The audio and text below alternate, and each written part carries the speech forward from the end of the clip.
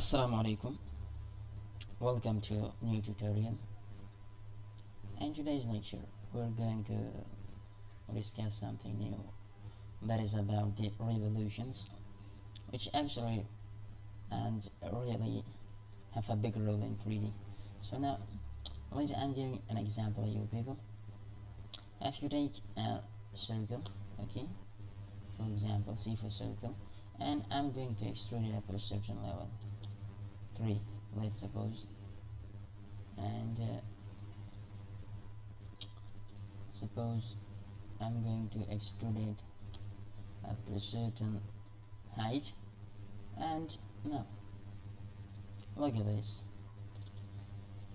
You can make this by either a circle, or you can make by making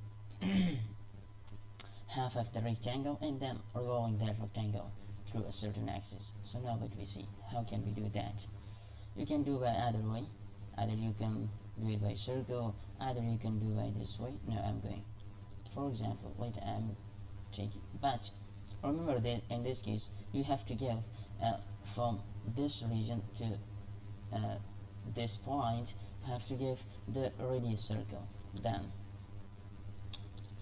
And now let's see, I'm going REV for revolution, and I'm going to revolve this whole region through this axis. So now by deleting or by checking it in 3D, now let's see what we're getting. Wow, really this is great. So you see that either you can do it by the circle commands, or you can do by either this way. So I hope you understand how can use the revolution command, and revolution command as basically